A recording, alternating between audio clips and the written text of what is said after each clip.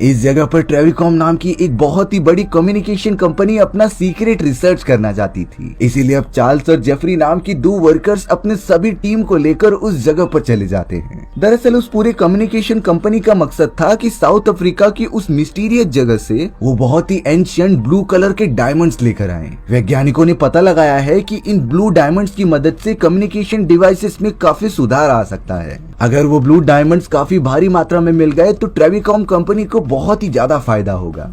इसी मकसद से जेफरी और चार्ल्स लगातार अपनी टीम के साथ रिसर्च करने में लग जाते हैं। चार्ल्स सब सारे रिपोर्ट जमा करने के बाद ट्रेविकॉम कंपनी के हेडक्वार्टर से कनेक्ट करता है, जहां पर रोज नाम की एक लेडी बैठी थी। दरअसल चार्ल्स और रोज तो एक दूसरे से शादी करने वाले थे। अब चार्ल्स रिपोर्ट सबमिट करने के बाद रोज से कहता है कि मैं तुमसे बाद में बात करूंगा, क्योंकि चार्ल्स को जेफरी बहुत ही जोर जोर से आवाज देकर बुला रहा था। दरअसल जेफरी को रिसर्च के दौरान एक अजीब सी चीज मिली होती है। जेफरी तो चार्ल्स को पहाड़ों के बीच लेकर चला गया और वहाँ पर एक अबेंडेंट सिटी दिखाई। ये एक ऐसी एंशिएंट जगह थी जो आज तक किसी ने डिस्कवर ही नहीं की थी। वो दोनों तो इस अनजान जगह को देखकर बहुत ही ज्यादा चौंक जाते हैं। जेफरी और चार्ल्स ने बिना किसी को बताए उस जगह को एक्सप्लोर करने का डिसीजन लिया, लेकिन उन दोनों को क्या पता था कि इससे हमारी पूरी टीम खत्म हो जाएगी। अब चार्ल्स ने नोटिस किया कि जेफरी के ऊपर किसी ने हमला करके उसकी जान ले ली है। उसी अनजान और खतरनाक चीज ने चार्ल्स पर भी हमला करके उसे वहीं बेहोश कर दिया। तब से ही चार्ल्स का अपने हेडक्वार्टर से कनेक्ट न होने के कारण उसका कोई नामो निशान नहीं होता है।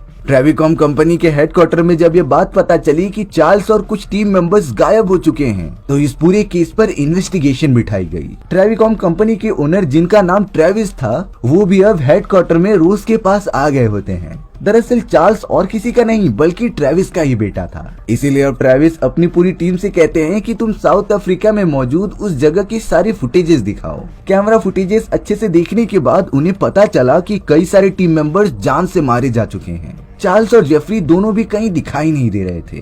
तभी अचानक रोज और ट्रेविस को कैमरा फुटेजेस में से एक अजीब तरीके का जानवर दिखाई देता है। ये जानवर तो बहुत ही ज्यादा भयानक और प्राचीन लग रहा था। हो न हो इसी खतरनाक क्रिएचर ने सभी को मारा होगा। रोज तो तुरंत ही इस खतरनाक जीव को देखकर आर्मी वालों को बताने के लिए कहती है, लेकिन ट्रेविस साफ साफ मना कर देता है, क्योंकि ये मिशन एक सीक्रेट मिशन था और अगर इस मिशन के बारे में गवर्नमेंट या फिर मिलिट्री ऑफिसर्स को पता चला तो ये मिशन पूरी तरीके से बंद कर देंगे और फिर हमारी कंपनी को वो ब्लू डायमंड कभी नहीं मिल पाएगा। रोज इस बात से बहुत ज्यादा गुस्सा थी कि ट्रेविस को अपने बेटे की जान बचाने से ज्यादा कंपनी के फायदे की पड़ी है। वो तो ट्रेविस को समझाने भी लगी थी, लेकिन ट्रेविस की प्रायोरिटी सबसे पहले उसकी कंपनी ही थी। वो दूसरा बच्चा तो कभी भी पैदा कर सकता है। अब यहाँ ट्रेविस ने तो रोज को ब्लैकमेल करके उसे कन्विंस कर लिया था कि वो साउथ अफ्रीका के उस जगह पर जाकर सारे रिपोर्ट संभाले और पता लगाए कि आखिर वो क्रिएचर है कौन। रोज को तो अब मजबूरन इस मिशन में शामिल होकर कंटिन्यू करना ही पड़ता है। वो तो अपनी दूसरी टीम के साथ निकल पड़ी थी साउथ अफ्रीका की एंशिएंट जगह पर। अब हमें दूसरी तरफ कैलिफोर्निया यूनिवर्सिटी में पीटर नाम का एक प्रोफेसर दिखाया जाता है। पीटर तो अपने असिस्टेंट रिचर्ड के साथ एक गोरिल्ला पर रिसर्च कर रहा था। दरअसल पीटर और उसकी एडवांस टीम ने एमी नाम की एक गोरिल्ला को बोलना सिखाया था, वो भी साइन लैंग्वेज की मदद से।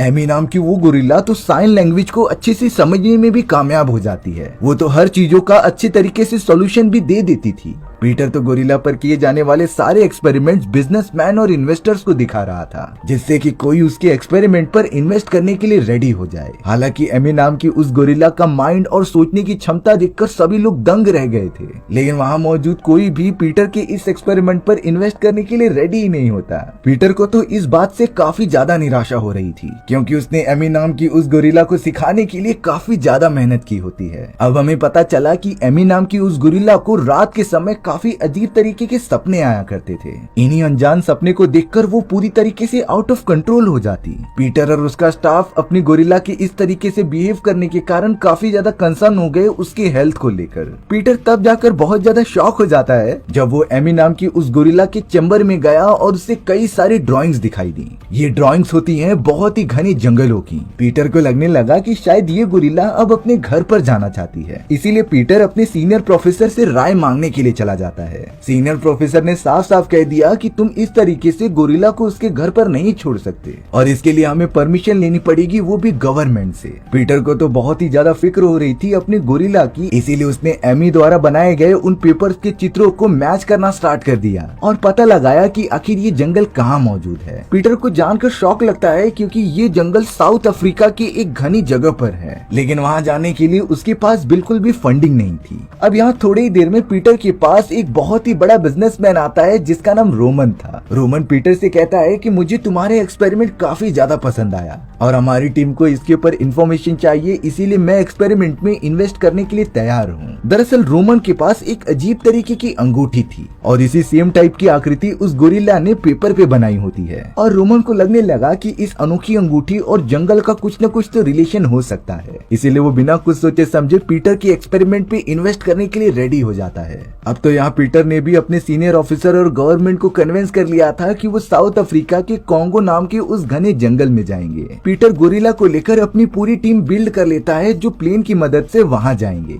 अब यहाँ रोज को भी कहीं न कहीं से पता चल गया था कि पीटर अपनी टीम के साथ उसी कॉन्गो नाम की जगह पर जा रहा है जहाँ चार्ल्स और जेफरी अपनी टीम को लेकर गए थे। रोज के पास तो उस जगह जाने की कोई परमिशन नहीं होती, इसीलिए वो पीटर से रिक्वेस्ट करने लगी कि वो भी अपने मिशन में उसे शामिल कर ले। हालांकि पीटर ने साफ साफ कह दिया था कि ये सारी चीजें बहुत ही ज्यादा खतरनाक हो सकती हैं और वो सिंपली रोज को मना कर देता है। लेकिन रोज बहुत ही ज्यादा ब्यूटीफुल होने के कारण रोमन उसे देखकर काफी ज्यादा इम्प्रेस हो चुका था। रोमन तो पीटर को कन्विंस कर लेता है कि वो रोज को भी अपने साथ मिशन में शामिल कर ले, इसीलिए अब ना चाहते हुए भी पीटर रोज को टीम में ऐड कर लेता है। सारी के सारे इक्विपमेंट्स और जरूरत की चीजें लेने के बाद उनकी पूरी टीम टेक ऑफ कर लेती है कॉन्गो नाम के उस अफ्रीका वाली जगह पर जाने के लिए। अपने सफर में जाते दौरान रोज ने पीटर से पूछा कि तुमने एक गोरिल्ला को ही साइन लैंग्वेज क्यों सिखाई। पीटर का तो सिर्फ इतना जवाब था कि मैं एक प्रोफेसर हूँ और मुझे उन चीजों पर ध्यान देना चाहिए जो एक्चुअल में विकसित हो सकती हैं। अब पीटर भी रोज से पूछ रहा था कि आखिर तुम उस घने जंगल में जाकर करोगी क्या। रोज ने तो सिर्फ इतना कह दिया होता है कि वो वहाँ पर अपनी खोई हुई चीज ढूंढने जा रही है। अब यहाँ कई घंटों के सफर तय करने के बाद वो सब साउथ अफ्रीका के एक सेंट्रल एयरपोर्ट पर लैंड हो गए थे। वहाँ पर तो एडी नाम का एक टूरिस्ट गाइड आ जाता है जिसे ट्रेविकॉम कंपनी के मालिक ने रोज की हेल्प करने के लिए भेजा था। एडी तो पीटर, रोज और उसकी पूरी टीम को कॉन्गो नाम के उस घने जंगल की तरफ लेकर जाने लगता है, पर तभी अचानक साउथ अफ्रीका के अंदर चल रही सिविल वॉर के कारण वहाँ धमाके होने लग गए। यहाँ तक कि उस जगह का एयरपोर्ट भी सुरक्षित नहीं रहता।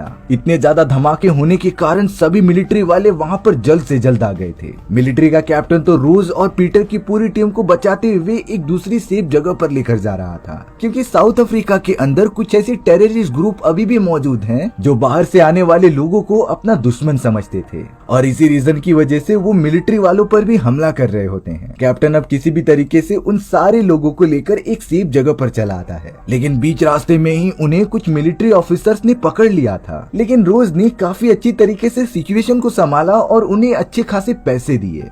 इतने ज्यादा पैसे मिलने के कारण तो सारे मिलिट्री वालों ने उन्हें छोड़ दिया। कैप्टन को यहाँ जब पता चलता है कि रोज और पीटर कॉन्गो नाम की उस प्राचीन जगह पर जा रहे हैं, तब वो थोड़ा सा शॉक हो गया था, क्योंकि कैप्टन ने भी उस जगह को पहले कभी देखा नहीं होता। उसका काफी पहले से सपना होता है कि वो प्राचीन जगह पर जाकर वहाँ की चीजों को एक्सप्लोर करे। इसीलिए अब कैप्टन रोज और पीटर के साथ वहाँ जाने के लिए उन्हें कन्विंस कर लेता है। कैप्टन तो पूरी टीम को एक बड़े से मिलिट्री प्लेन में लेकर आगे बढ़ने लगा, पर शायद उन सभी का लक बहुत ही ज्यादा खराब था, क्योंकि जब मिलिट्री प्लेन बीच रास्ते में पहुंची तो उनके ऊपर कई सारे टेररिस्ट ग्रुप ने हमला करना स्टार्ट कर दिया। वो चाह रहे थे कि प्लेन को ब्लास्ट करके उन्हें जमीन पर गिरा देना। मिलिट्री ऑफिसर्स कैसे भी प्लेन को उनके वार से बचाते रहते हैं। रोज तो सारे मिसाइल्स को रोकने के लिए एक गन लेके उनके ऊपर फायर करने लगी। हालांकि वो कुछ मिसाइल्स को हवा में ही डिस्ट्रॉय करने में कामयाब हो जाती है, लेकिन अब मिसाइल की तादाद काफी ज्यादा बढ़ने लगी। मिलिट्री प्लेन को भी काफी ज्यादा डैमेज होने की वजह से कैप्टन सभी को पैराशूट पहनकर नीचे कूदने के लिए कह रहे थे, क्योंकि अगर प्लेन बीच रास्ते में ही ब्लास्ट हो गया तो कोई भी नहीं बच पाएगा। कैप्टन के कहने पर सभी लोग पैराशूट पहनकर नीचे आने लगे।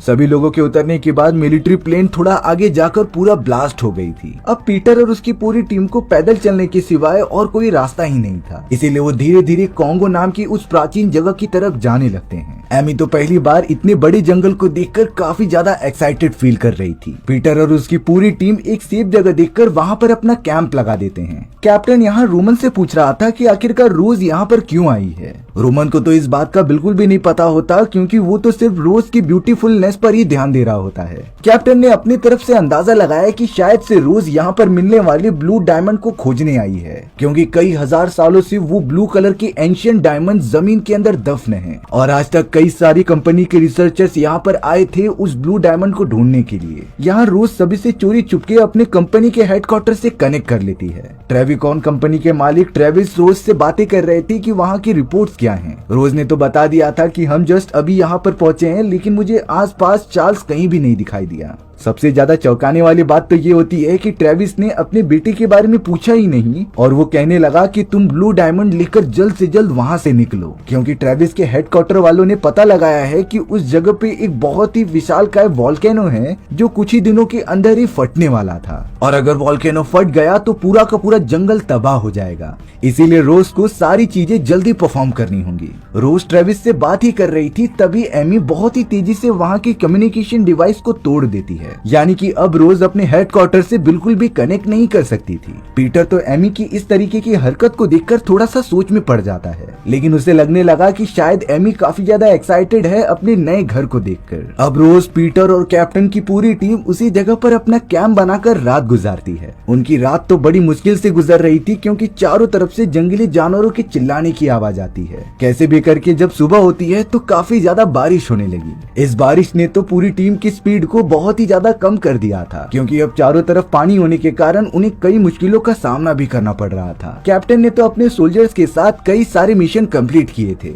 लेकिन ये जंगल उससे भी ज्यादा खतरनाक लग रहा होता है। अब किसी भी तरीके से पूरा दिन ट्रेवल करने के बाद वो सब एक सेफ जगह पर रुक गए थे, लेकिन यहाँ झाड़ियों के अंदर से दो आदिवासी लोग उन सभी को देख रहे थे। पर वो आदिवासी पीटर की टीम पर हमला नहीं करते, बल्कि वो दोनों तो इशारों में बता रहे थे कि आप ही जैसा एक रिसर्चर हमारे पास मौजूद है और शायद वो अभी जिंदा है। रोज को लगने लगा कि शायद ये चार्ल्स हो सकता है, इसीलिए उनकी पूरी टीम जल्द से जल्द उस घायल पड़े हुए रिसर्चर के पास चली गई। दरअसल वो चार्ल्स नहीं, बल्कि चार्ल्स की टीम में काम करने वाला एक दूसरा आदमी था। वो आदमी तो रोज को बहुत ही डर डर कर बता रहा था कि मुझे एक सीक्रेट पता चला है। पर जैसे ही एमी नाम की वो गोरिल्ला भागते हुए सामने आती है तो वो आदमी बहुत ही ज्यादा शॉक में चला गया था। वो इतना ज्यादा डर जाता है कि उसकी वहीं जान छूट गई थी। पीटर, रोज और उसकी पूरी टीम यही सोचने में लग जाती है कि आखिर वो आदमी हमें कौन सा राज बताना चाहता था। उन सभी के पास कुछ बोट्स मौजूद थे जिसके ऊपर सवार होकर वो पानी में आगे बढ़ने लगे। थोड़ी दूर जाने के बाद रोज रोमन से इस जगह की बहुत ज्यादा फेमस जिन सिटी के बारे में पूछती है।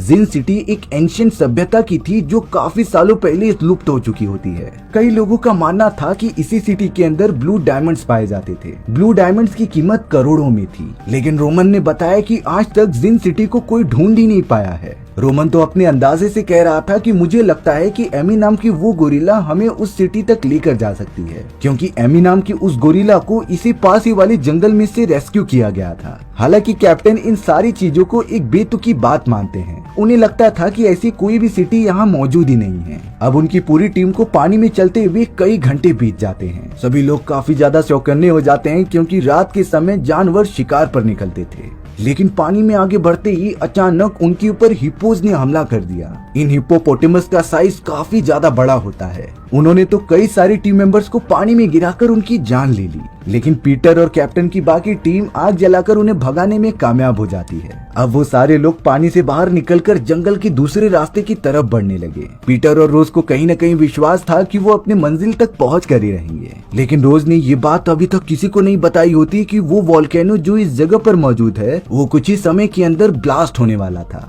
थोड़ा और आगे जाने पर ही पीटर के ठीक सामने एक बड़ा सा गोरिल्ला आ जाता है। गोरिल्ला तो एकदम गुस्से में होकर पीटर की तरफ हमला करने के लिए आ रहा था, लेकिन पीटर को पता होता है कि इन गुस्सैल गोरिल्ला से कैसे बचना है। वो तो गोरिल्ला को देखकर बिल्कुल भी रिएक्ट ही नहीं कर रहा था। पीटर का मानना होता है कि जंगली जानवर को शांत करने के लिए हमें खुद शांत रहना पड़ेगा। अगर हम जरा भी मूवमेंट ना करें तो जंगली जानवर हम पर हमला नहीं करते। चौंकाने वाली बात ये होती है कि पीटर का ये प्लान सच में काम कर रहा था। अब तो उस गोरिल्ला की बहुत सारे झुंड वहाँ पर आ जाते हैं। एमी भी वहाँ आकर इशारों में बता रही थी कि मैं भी तुम्हारे ग्रुप के साथ शामिल होना चाहती हूँ, लेकिन वो सारे गोरिल्लाज एमी को अपने ग्रुप में बिल्कुल भी शामिल नहीं करते। एमी इस बात से बहुत ही ज्यादा नाराज हो गई। अब एमी पता नहीं क्यों पीटर और उसकी पूरी टीम को एक दूसरी जगह पर लेकर जा रही थी। सभी लोग सिर्फ एमी का पीछा करते हैं। कुछ ही देर के अंदर अंदर उनकी पूरी टीम एक बहुत ही बड़ी खंडहर में आ चुकी थी। दरअसल ये खंडहर और कुछ नहीं बल्कि एंशिएंट जिंग सिटी है, जहाँ पर बहुत ही ज्यादा प्रीमियम ब्लू डायमंड्स पाए जाते थे। कैप्टन भी पहली बार जिंग सिटी को देखकर शॉक हो गए कि आखिर ऐसी चीज सच में मौजूद होती है। पीटर और रोज को जल्द से जल्द सिटी के अंदर जाकर अपनी रिसर्च कंप्लीट करनी थी।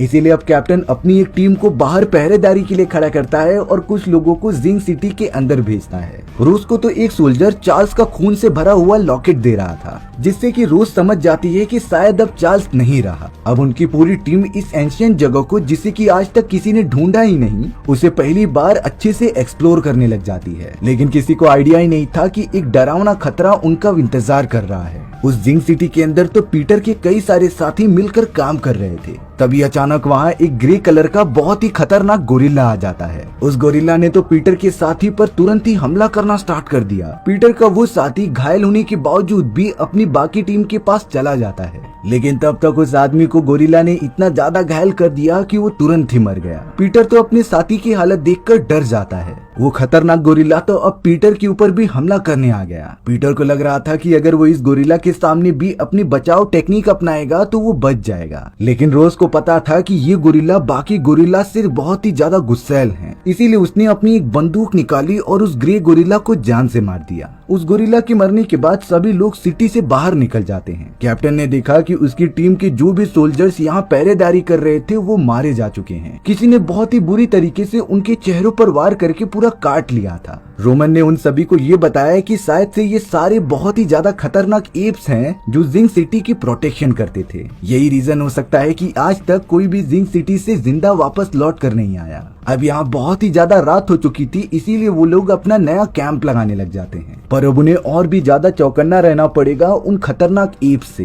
पीटर और कैप्टन ने मिलकर तो अपने कैंप के चारों तरफ लेजर बीम्स लगा दी थी, जिससे कि उन्हें गोरिल्लास के लोकेशन के बारे में पता चल सके। कुछ ही देर में तो कई सारे गोरिल्लास का झुंड उनकी तरफ आगे बढ़ता है, लेकिन लेजर के कारण उनकी लोकेशन का पता पहले ही चल जा रहा था। कैप्टन और उनके सोल्जर्स गोरिल्लास पर हमला करके उन्हें दूर भगा देते हैं, यानी कि फिलहाल के लिए सभी लोग गोरिल्लास से सुरक्षित थे। लेकिन यहाँ थोड़ी देर में पता चला कि एमी नाम की वो गोरिल्ला यहाँ से गायब हो चुकी है। साथ ही साथ कैप्टन को रोमन भी कहीं दिखाई नहीं दे रहा था, इसीलिए अब वो पीटर और बाकी लोगों के साथ उन्हें ढूंढने के लिए जंगल के अंदर चले जाते हैं। पीटर तो कैप्टन के साथ मिलकर जिंग सिटी के और भी गहराई में जाने लगा। सिटी के दीवारों पर तो अजीब तरीके की कलाकृतियां मौजूद थी। पीटर एक प्रोफेसर होता है जिसे कि ये सारी चीजें सीखना बहुत ही ज्यादा पसंद था, इसीलिए उसने दीवारों पर बनाई गई कलाकृतियों को समझकर ये पता लगाया कि कई साल पहले जिंग सिटी के अंदर जो किंग रहा करता था, उसने जानबूझकर अपनी प्रोटेक्शन के लिए इन सारे गोरिल्लास को इतना खतरनाक बनाया। लेकिन इन गोरिल्लास के अंदर गुस्सा होने के साथ साथ फीलिंग्स भी अच्छी तरीके से आ गई होती हैं। गोरिल्लास ने तो साथ मिलकर पूरी की पूरी सिटी वालों को ही खत्म कर दिया और तब से ये सिटी एक खंडहर बनी हुई है। पीटर और कैप्टन तो लगातार ट्रैवल करते हुए एक बहुत ही बड़े वॉल्केनो के पास पहुंच गए थे। ये वही वॉल्केनो था जो कुछ समय के अंदर अंदर ब्लास्ट होने वाला है।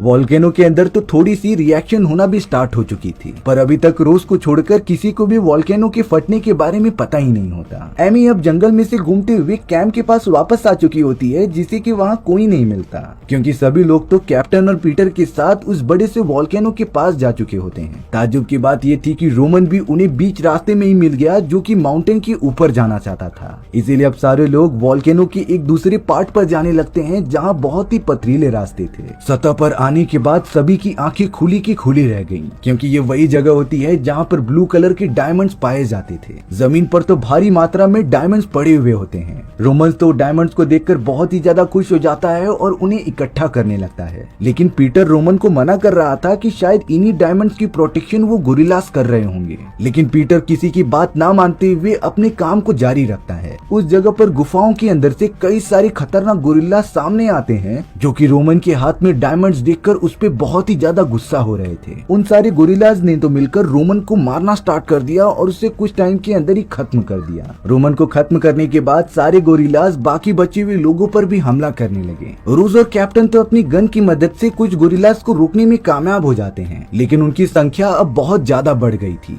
इसीलिए बचे हुए लोग अपनी जान बचाकर एक माइनिंग एरिया में आ गए थे। पर उस जगह पर उन्होंने बहुत सारे ह्यूमन के स्केलेटन देखे। रोज को भी पता चल जाता है कि जेफरी और चार्ल्स की भी डेड बॉडी यहीं पर रखी गई थी। वो तो ये देखकर बहुत ही ज्यादा इमोशनल हो जाती है। लेकिन अभी गोरिल्ला ने पीटर को पकड़ लिया और गुफा से बाहर खींचते हुए सभी गोरिल्लास के सामने रख दिया। वो सारे गोरिल्ला अब पीटर को मारने के लिए आगे बढ़ते ही थे। तभी एमी वहाँ आकर पीटर को बचाती है और उसे प्रोटेक्ट करती है। रोज और कैप्टन ने तो उन्हीं डायमंड्स की मदद से एक बहुत ही खतरनाक लेजर बीम बना दी थी। वो तो लेजर बीम को लगातार पीटर को बचाने के लिए गोरिल्लास पर फायर करते हैं, जिससे कि उन्हें मौका मिल गया वहां से भागने का। सबसे ज्यादा डरा देने वाली बात ये थी कि अब वोल्केनो फटने वाला था। वोल्केनो के अंदर से काफी गरम गरम लावा बाहर निकलने लगा। इस लावा के अंदर पूरे के पूरे गोरिल्लास जलकर मारे जा रहे थे। लेकिन रोज, पीटर, कैप्टन अपनी पूरी टीम को लेकर वहां से बाहर निकल जाते हैं। रोज अब कैसे भी करके अपनी कंपनी से कम्युनिकेशन एस्टेब्लिश करने में कामयाब हो गई थी और अब वो ट्रेविस को बता रही होती है कि आपका बेटा यानी कि चार्ल्स नहीं रहा। लेकिन ट्रेविस तो चार्ल्स के बारे में पूछने के बजाय उन डायमंड्स को लाने के लिए कह रहा था। इस बात से रोज को बहुत ज्यादा गुस्सा आया। उसने डायमंड से बनाई गई लेजर गन उठाई और आसमान की तरफ सैटेलाइट पे फायर कर दिया। ये तो ट्रेविकॉम कंपनी की सैटेलाइट थी जिससे कि वो अपना बिजनेस चलाते थे। सैटेलाइट के डिस्ट्रॉय होने के बाद कंपनी को बहुत ज्यादा लॉस हो गया। सभी लोग बहुत ज्यादा खुश थे कि आखिर उन्होंने इस सिटी को ढूंढ लिया जिसे कि आज तक कोई नहीं ढूंढ पाया। पीटर ने तो एमी के पास जाकर कहा कि तुम्हें हमारे साथ चलने की कोई जरूरत नहीं, ये पूरा जंगल ही तुम्हारा असली घर है। इसीलिए अब एमी वहीं रुकने का डिसीजन ले लेती है। पीटर, रोज और कैप्टन तो एक बलून का यूज करके वहां से उड़ के जाने लगे। रोज ने तो अपने साथ एक डायमंड रख दिया था जो उसे पीटर को दे रही थी। लेकिन पीटर कहता है कि इस सिटी के बारे में सारी चीजें राज ही रहनी चाहिए। उसने तो डायमंड उठाकर वहीं पर फेंक दिया, जिसके बाद ही ये एडवेंचरस मूवी यहीं पर खत्म हो गई।